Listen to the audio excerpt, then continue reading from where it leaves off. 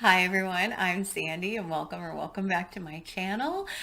Today I have kind of a tag video. It's more of a response, I think, to Brian over at Bookish. They had a video over the weekend that was called the Read Banned Books 2022 tag, which encourages people to make a short video talking about a book that is often banned that you love, like, or think you might like to read. And so for me, this is a very hard video for me to film because I don't like to put any type of controversial content on my channel. It's something that gives me a large amount of anxiety and really makes me put myself out there in a way that makes me incredibly uncomfortable. I am typically the peacekeeper.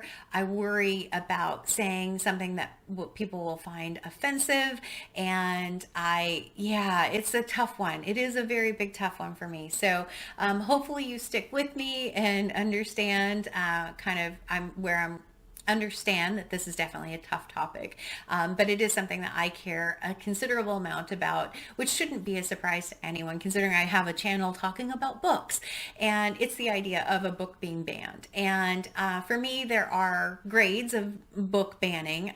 One, a teacher in a classroom trying to pick curriculum for their students and understanding where they're at developmentally, emotionally, and what books the classroom would be good for classroom discussion. I have nothing but respect for teachers who are trying to make those decisions because I think it's incredibly complicated and very, very nuanced. I have no patience or tolerance for book burning, and Brian's video starts with two images of book burning kind of parties almost. One was from Nazi Germany and one was unfortunately from 2022 in the US. And so those are kind of the far ends of the spectrum for me. Lots of respect for teachers on this end, no respect for book burning on the other. And then there's a whole bunch of grades in the middle, including on this side, a book not being available in a school library, a public library, available online, and then the far end as far as book being burned. So Brian's video actually only asked for a book that would a book that you would like, or that has been banned in the past that you would like to read. And of course, I had to not only do that, I went and immediately researched to see what books were part of the discussion right now for books that were potentially that were in the discussion for being banned today. And as an adult, I don't want anyone to tell me I can or cannot read a book. I feel very strongly that everyone should be able to read whatever book they want to read, whether it is a trashy romance novel or a book about, Henry VIII cutting off women's heads, which happens to be the books that I'm reading right now. So as an adult, I feel like everyone should be able to read whatever they want. And so when you start talking about children and age groups, I can only talk about from my experience as a parent and what I did, which was if there was a book that I wasn't sure about, I would read it with my child. And so I think that parents have a lot of responsibility to understand what their children are reading. But I would not want another parent telling me what my child could read, if that makes a lot of sense, but for good or bad. All right. My anxiety is going up the longer I talk. So I'm just going to get into the book. So, of course, it made me go and buy books. I mean, again, if you tell me I can't read a book or you tell me that this book is controversial, I'm probably going to go search out that book. And that's exactly what I ended up doing. So one of the books that I love, that's in the category I love and I have read, that is often talked about from a banned book perspective, is actually I Know Why the Caged Bird Sings by Maya Angelou. This book is just poetry in here. I mean, the way she wrote her memoir, wrote this book, I found it in the biography section. I had to search for it a little bit in Barnes and Noble. And it is just beautifully written. It is literature. It is difficult. It is complicated. It is heart-wrenching. Is it available to all, or is it suitable for all age groups? Maybe not, but it is absolutely astounding. And the reasons why this book often gets on banned lists is because of homosexuality, offensive language, racism, sexually explicit, and unsuited to age group. So if as an adult, I would recommend this book to just about anyone. I think it's amazing and beautifully written, very disturbing, and it is on the 1001 book countdown too, but I've already read it, so it wasn't one that I would talk about in those videos necessarily. I am considering rereading it after this discussion. I do have a couple other books, one that I have read that often show up on banned book lists, which are To Kill a Mockingbird, and the other one is The Bluest Eye by Toni Morrison. The Bluest Eye I have not read. To Kill a Mockingbird I read a number of years ago. This version was published in 2002. I probably read it maybe a couple years after that, so close to 20 years ago. It's due for a reread. And The Bluest Eye, which is on my 2022 list, those are often books also that are on banned book lists. My books are falling. Cascading books. Anxiety level still probably about up here. Okay. But the one thing that I also did is I looked at what books are being discussed in 2022 because I want to get an understanding of what's included in those books. I want to understand and make a judgment for myself on whether or not not even whether or not this should be read. I want to see what the book is about. I want to see what's causing the controversy. That's very much something that who I am. I want to go and find out for myself, especially about a book. And I think the attempt to ban books often does this. It makes people have an interest in those books. It certainly did for me. The second someone says, I can't read something, I want to read it. I want to find out what it's about. I want to know what it's about. It may be that it's disgusting. It may be a book that I hate. It may be a book that, no, doesn't have literary value.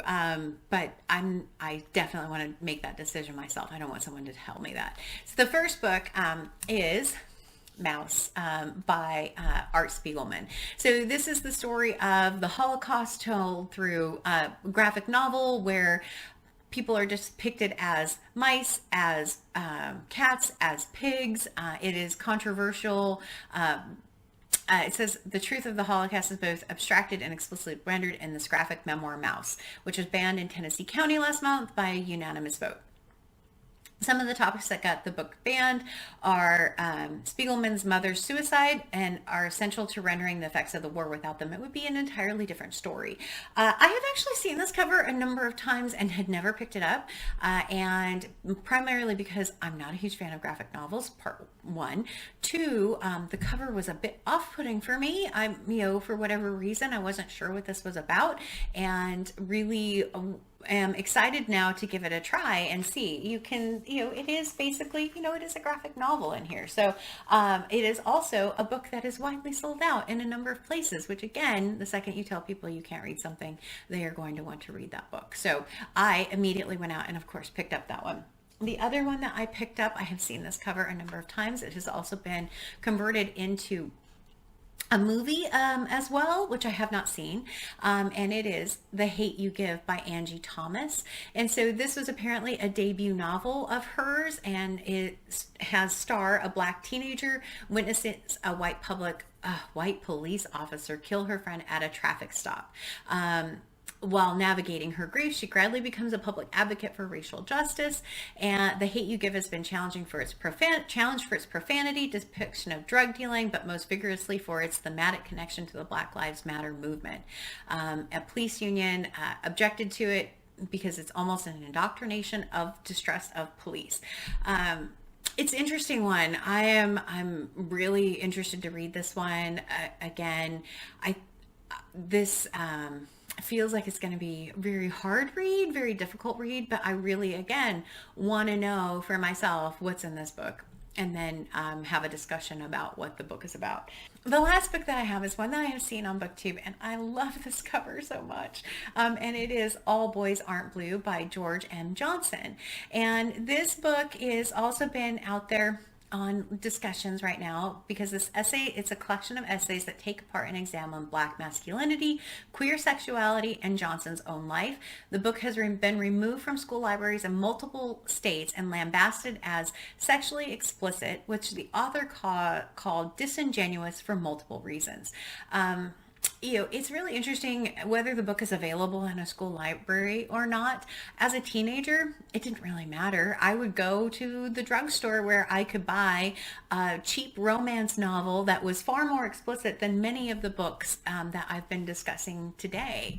And so I find that really, really fascinating. That it's too explicit. But again, the shades of a teacher in a classroom deciding whether to teach something versus burning the book and banning it completely, two very different things for me. One thing is I do want to read part of the author's note at the start of this book, because I really appreciate their intent, I guess, in this book, because it says here, in writing this book, I wanted to be as authentic and truthful about my experience as possible. I wanted my story to be told in totality, in the good, the bad, and the things I was always too afraid to talk about publicly. This meant going to places and discussing some subjects that are often kept away from teens for fear of them being too heavy. But the truth of the matter is, these things happened to me when I was a child, teenager, and a young adult. So as heavy as these subjects may be, it is necessary that they are not only told, but also read by teens who may have to navigate many of these same experiences in their own lives. This book will touch on sexual assault, including molestation, loss of virginity, homophobia, racism, and anti-Blackness.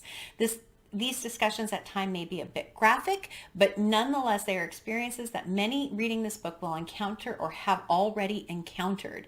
And I want those readers to be seen and heard in these pages.